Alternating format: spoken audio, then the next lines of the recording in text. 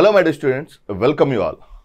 So today we are going to discuss the main reasons why Israel is attacking against Iran.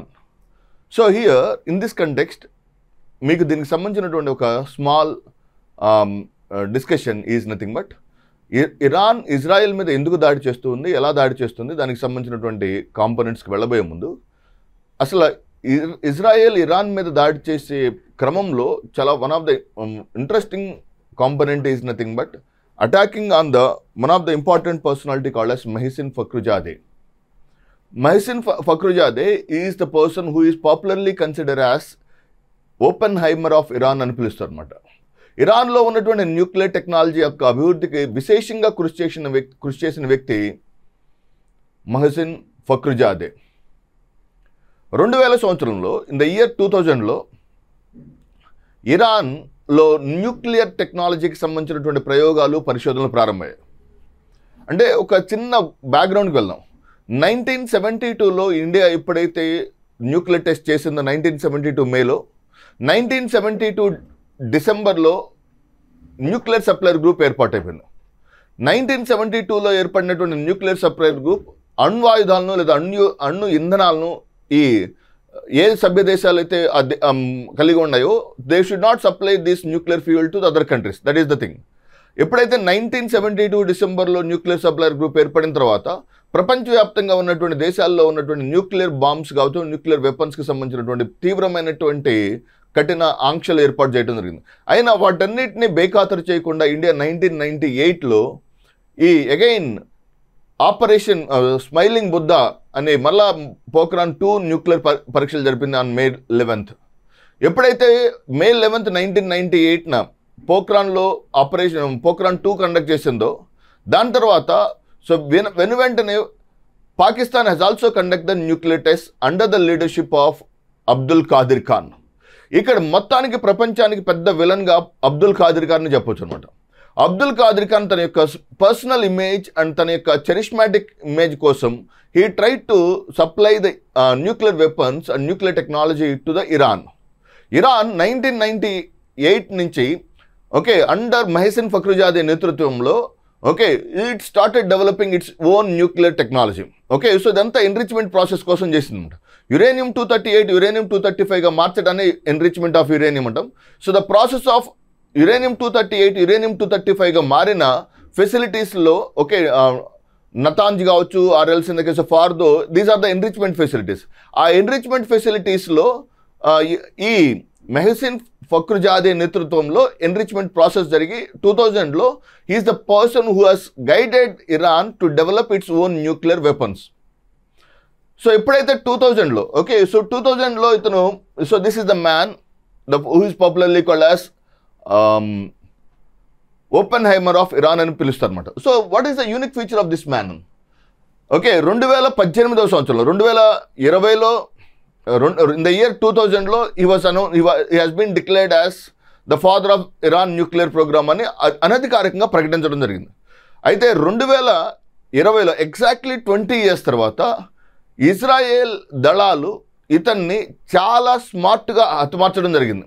ప్రపంచంలోనే artificial ఇంటెలిజెన్స్ను ఉపయోగించి చేసినటువంటి అత్యంత సంచలనాత్మకమైన మరణం మొహసిన్ ఫఖ్రుజాదే.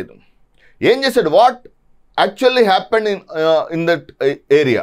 సో 2020 November 27న ఫఖ్రుజాదే తన వైఫ్తో పాటు భద్రతా కాన్వాయ్లో టెహ్రాన్లోని ఈస్టర్న్ పార్ట్లో ఉన్నటువంటి అబ్జార్డ్లోని విల్లాలోకి బయలుదేరుతూ ఉన్నాడు. ఎక్కడైతే వైల్ గోయింగ్ కాన్వాయ్తో పాటు వెళ్తాడు. Is the most celebrity and is the most secured person of Iran అనమాట. సో తన కాన్వాయ్లో తన భార్యతో మరియు చిల్డ్రన్ అండ్ రిలేటివ్స్తో కలిసి కారులో వెళ్తున్నప్పుడు అండ్ సడన్గా ఒక స్పీడ్ బ్రేకర్ వచ్చింది. ఆ స్పీడ్ బ్రేకర్ వచ్చింది కదా అని కారు స్లో చేసిన వెంటనే ఎదురుగా ఒక ట్రక్ ఉందన్నమాట, గార్బేజ్ ట్రక్ ఉంది. ఆ గార్బేజ్ ట్రక్లో ఎవ్వరూ లేరు. There are nobody in that particular truck అనమాట. సో ఆ ట్రక్ నుంచి పర్టికులర్గా ఒక స్పీడ్ బ్రేకర్ అక్కడే ఉన్నటువంటి no man's truck 762 mm Belgian FN mag machine, it automatically shooted only Mohsen Fakhrizadeh.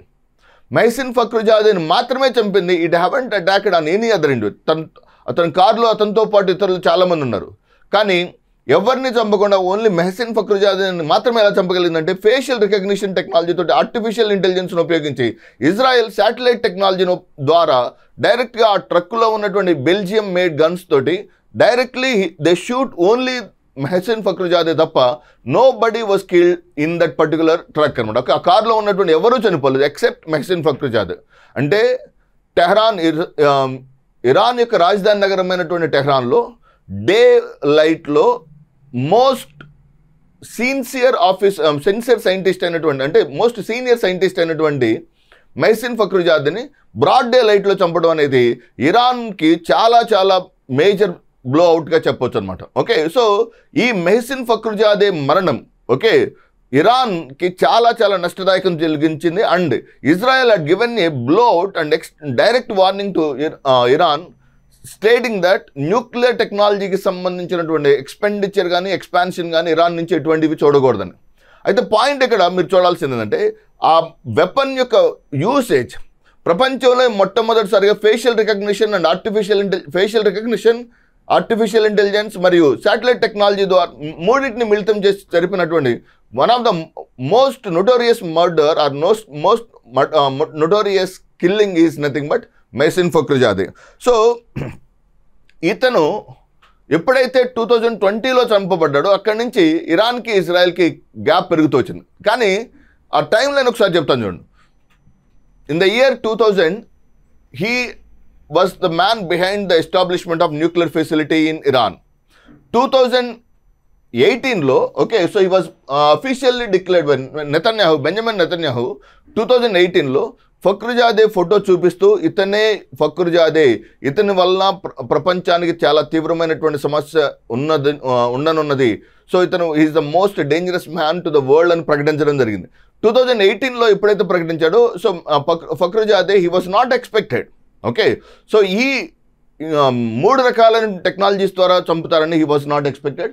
By the time Israeli publicly name him in 2018. 2018లో కూడా ఇతన్ని target చేసి చంపుతామని కాదు, ఇతను he is the most problematic person to the world అని చెప్పడం జరిగింది.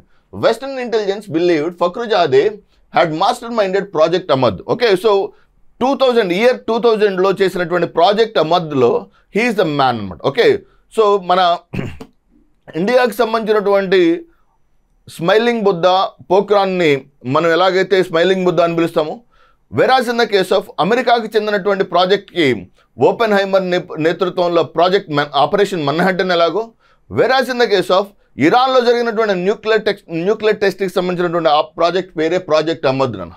So ఎప్పుడైతే ఈ ప్రాజెక్ట్ అమద్ని ఇనిషియేట్ చేసి ప్రాజెక్ట్ అమద్ ద్వారా he was drastically moving, so ఆటోమేటిక్గా ఇరాన్కి సంబంధించినటువంటి న్యూక్లియర్ టెక్నాలజీ యొక్క సాంకేతిక పరిజ్ఞానం చాలా చాలా వేగంగా విస్తరిస్తుందని చెప్పొచ్చు.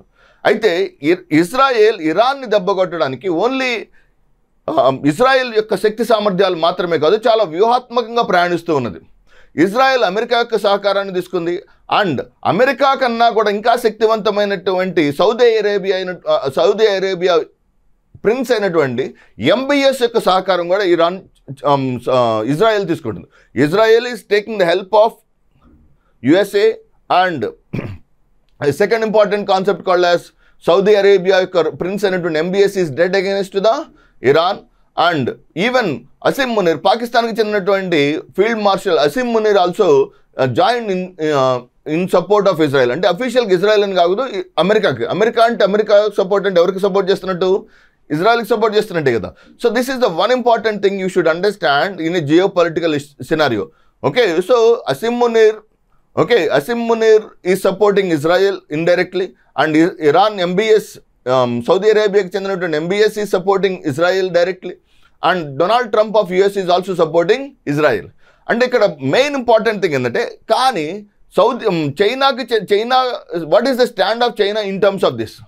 సో చైనా యొక్క సాంకేతిక సహకారంతో హూతీలు are attacking on various strategic locations of ఇజ్రాయెల్కి చెందినటువంటి చాలా వ్యూహాత్మక ప్రాంతాల మీద ఇరాన్కి చెందినటువంటి ఎక్స్ట్రీమిస్ట్ అయినటువంటి హూతీలు చైనా యొక్క సహకారంతో చేస్తున్నారు. ఓకే, చైనా యొక్క స్టాండ్ ఏంది? What is the stand of China on this particular area? మరియు ఇండియా దీన్ని చాలా నిశ్చితంగా గమనిస్తూ how to handle this particular thing, because Chabahar port construction కావచ్చు, వీ నీడ్ చాబహార్ పోర్ట్కి సంబంధించినటువంటి జియో పాలిటిక్స్లో స్ట్రాటజికల్గా Chabahar is extremely important for us. Okay, ఎందుకంటే భవిష్యత్తులో పాకిస్తాన్ మీద దాడి చేయాలన్నా లేకపోతే ఆఫ్ఘనిస్తాన్కి ఎంటర్ అవ్వాలన్నా Chabahar port is a very important strategic location for India.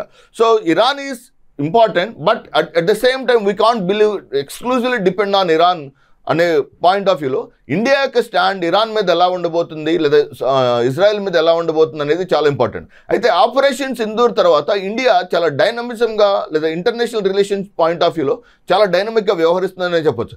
సైప్రస్కి బహిరంగంగా ఇండియా మద్దతు తెలపడం అనేది కూడా, సైప్రస్కి India northern part of Cyprus, okay, Cyprus అనే ఒక ఐలాండ్లోని northern part of Cyprus is under the Turkish administration.